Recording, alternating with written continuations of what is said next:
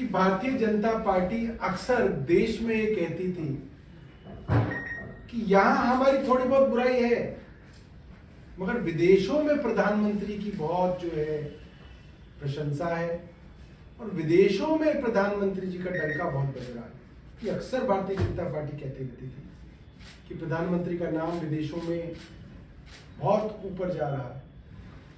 और पिछले एक महीने में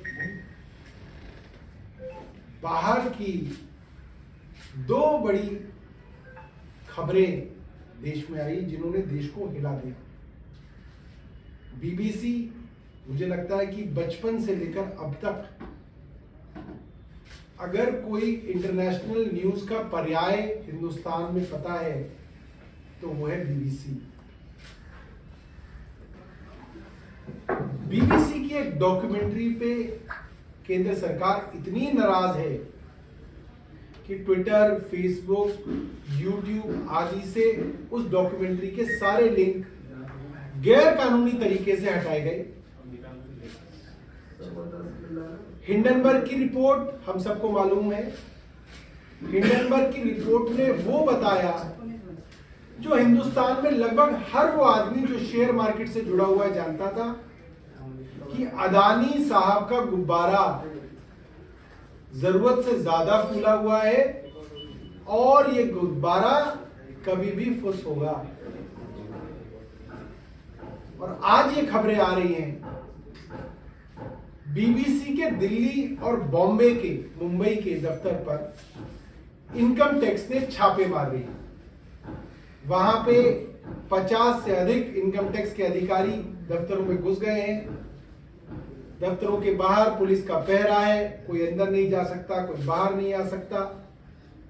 वहां पे जो पत्रकार हैं उनके फोन, मोबाइल, लैपटॉप आदि जब्त कर लिए गए हैं। कोई खबर बाहर नहीं आ रही है। और वही पुराना भारतीय जनता पार्टी का बहाना कि एजेंसी स्वयं अपनी कार्रवाई कर रही है। एक लॉ में एक फ्रेज कहा जाता है, justice should not be just done, it should appear to be done.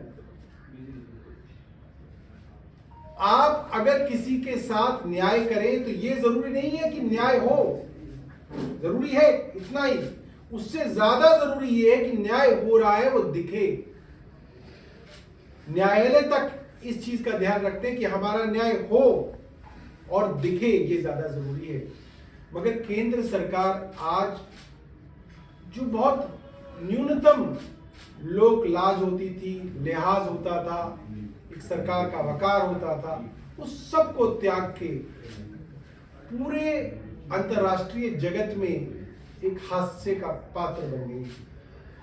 आप सोचिए, कल जब न्यूयॉर्क में कोई आदमी अपना अखबार खोलेगा, जर्मनी में कोई आदमी ट्विटर पे इस खबर को पढ़ेगा, यूरोप के अंदर कोई आदमी इस चीज को जानेगा कि हमारे देश की केंद्र सरकार बीबीसी के दफ्तरों के ऊपर इनकम टैक्स के छापे मार रही है।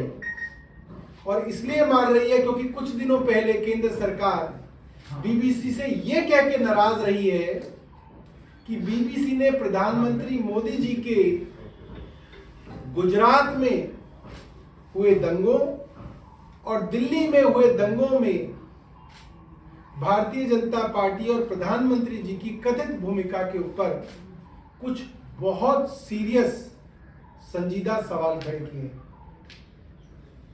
तरीका क्या है? अगर आपको बीबीसी की डॉक्यूमेंट्री लगती है कि वो झूठ है तो आप मुकदमा कीजिए, डिफेमेशन का उनके ऊपर मुकदमा कीजिए, आप क्रिमिनल प्रोसीडिंग्स लाइए।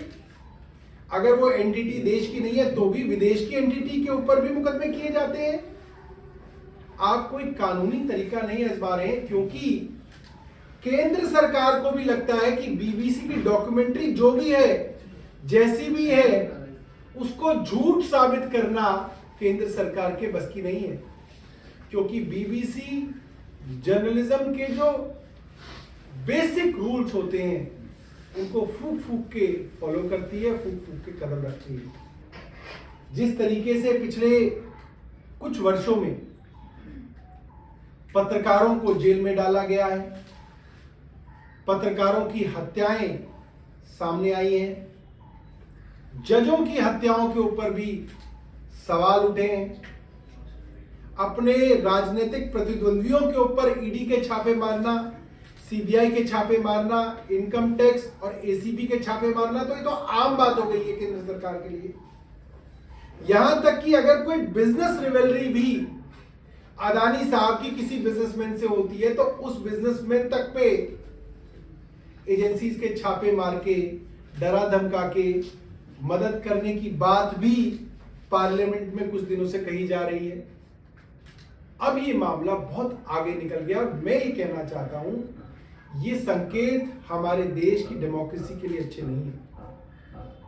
ये जो संकेत आ रहे हैं केंद्र सरकार से, ये संकेत डिक्टेटरशिप के संकेत हैं कि अब केंद्र सरकार अपने बारे में कोई भी आलोचना सुनने के लिए तैयार नहीं है। अपोजिशन आलोचना करे तो उनके ऊपर छापे मारेंगे, कोई अखबार आलोचना करे तो उसको ठीक कर दिया जाएगा। और अगर अब विदेशी संस्थान, बीबीसी जैसी एजेंसीज अगर कुछ लिख रही हैं तो उनके साथ भी जो ये हथकंडे अपनाए जा रहे हैं, मैं आपको बताऊं, पाकिस्तान जैसी छोटी सरकारें भी ये हथकंडे अपना सकती हैं। श्रीलंका, नेपाल, भूटान, किसी के लिए कोई मुश्किल काम कोई नहीं। भूटान को कोई बीबीसी की बात पसंद नहीं, भूटान के अंदर अगर कोई बीबीसी का दफ्तर है तो उस पर तो वो छापा मार ही सकते हैं, उसकी बिजली पानी तो वो काट ही सकते हैं। मगर ऐसे छोटे छोटे अफ्रीका के छोटे छोटे देश भी ये काम नहीं करते।